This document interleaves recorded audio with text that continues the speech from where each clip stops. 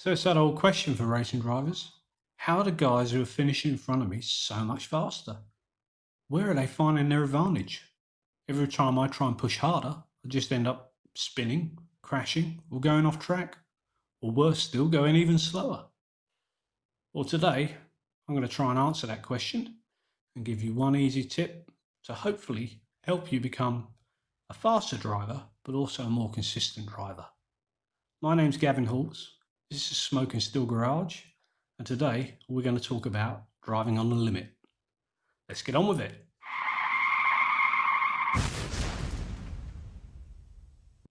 So, before we get underway with the video, I just want to take a little moment to introduce myself so that you don't think I'm just some other random YouTuber who's got no experience in what he's talking about. That isn't the case. So, as sim racing goes, I haven't been doing it that long. But as driving goes, I've spent the best part of my life instructing people in all facets of motorsport, right from kids having their first day of karting up to sitting in the car next to current and former F1 drivers. My day job is 7 days a week working for a large international race circuit where I instruct people how to drive in karts, 4x4, on the racetrack, drag racing and drifting. So I've given up quite a bit of my life to studying the art form, and I put a lot of thought into how to be pragmatic in the way I approach my instructing, trying to keep it as simple and easy for people to understand. And that's what these videos are going to entail.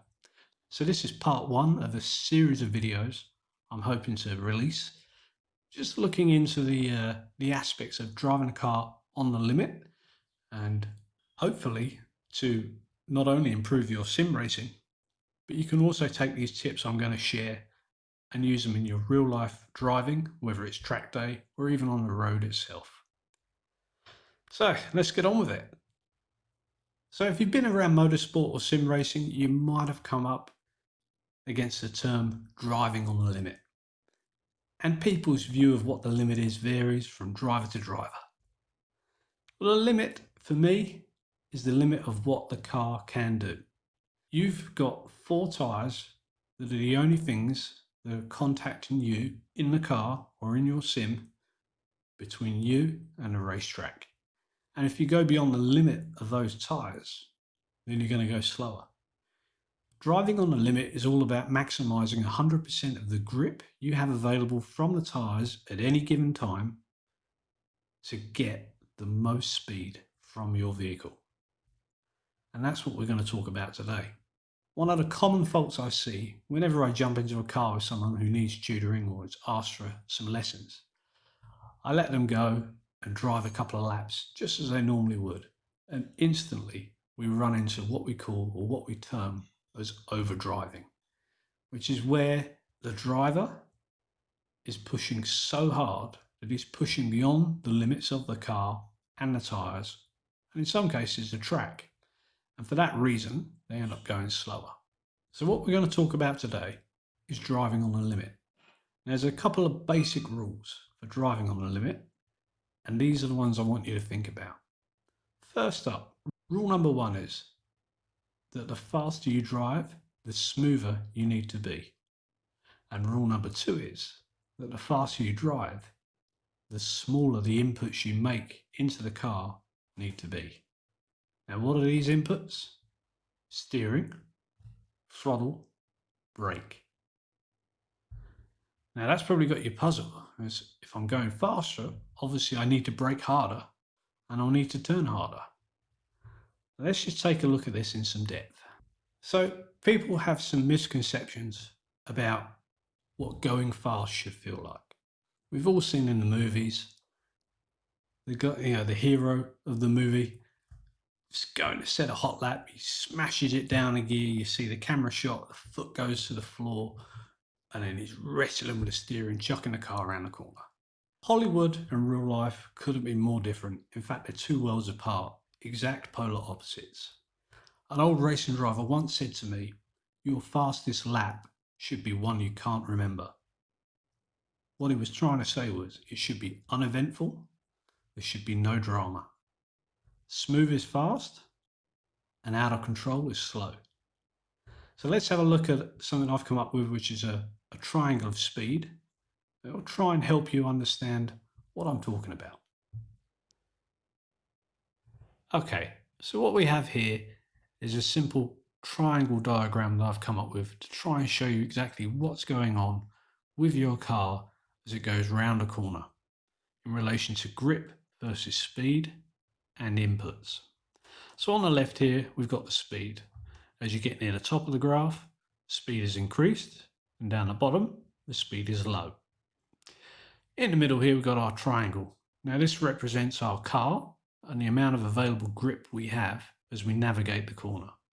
So at low speed, typically, we have more grip to play with, and as the speed goes up, obviously the grip gets less.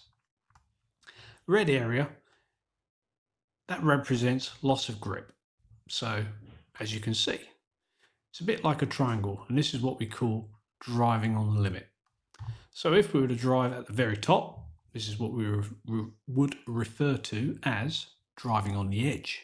We'd be balancing the car on the very edge of adhesion, carrying the most speed that we can.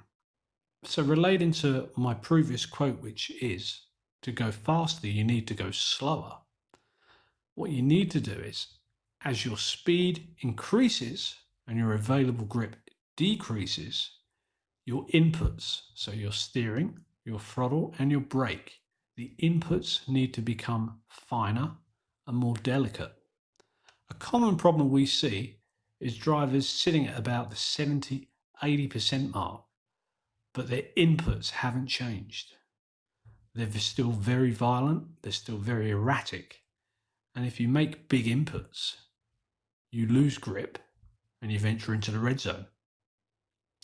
So what I'm saying today is what we need to do and what we need to work on is minimizing our inputs so that we can maximize our grip and get further up the triangle so that hopefully we can start to sit on the top where the aliens live.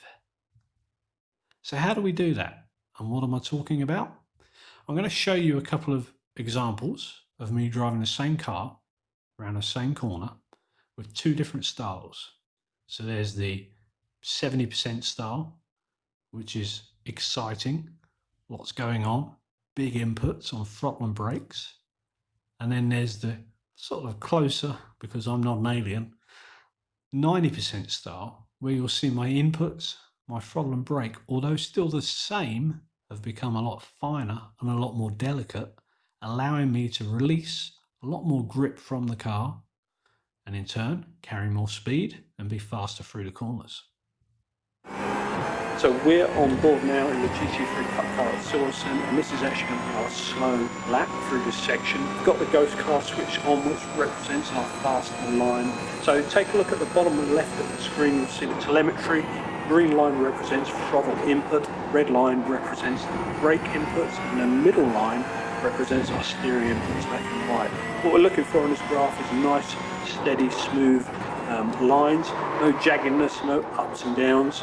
We want to be rolling on and off the throttle and brake in a nice, steady and progressive manner to obtain or to maximise 100% grip of the car all the way through the section. So what we've done with the throttle and brakes here, we haven't braked any later. What we've actually done is brake a little bit earlier and a lot more smoothly into the corner. We've managed to gain a little bit more speed through that first apex, and then I'm gently feeding the power in and making as minimal inputs into the steering as possible to keep the car as balanced, which has allowed me to carry more speed. And then from there on, I'm just squeezing the throttle down all the way to the exit, trying to keep that car perfectly balanced and maintain 100% grip. In return, we've gained about half a second just through that one section. So, you've seen my two examples there. You've seen there's a big difference, and hopefully that's unlocked or given you the key to unlock a door to help you move into the next level with your driving. It's all about being as precise and as delicate as you can with the car to release 100% grip and in turn go faster. Think of it like getting onto a tightrope. So if a normal everyday person jumped on a tightrope, arms would be flailing, there'd be a lot of drama going on, and within a few seconds, they're off the edge and falling into the red zone.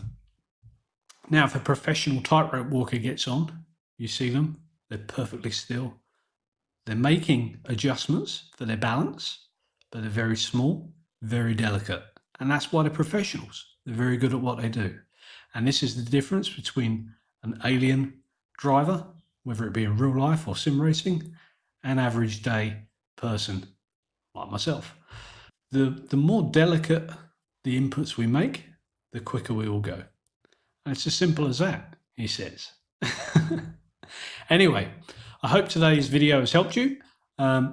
If you've got any questions, any further questions about it, leave them in the comments down below and let me know if you like what we've done today. As I said before, hopefully I'm going to start making a few of these, try and do one every week, covering different aspects of driving.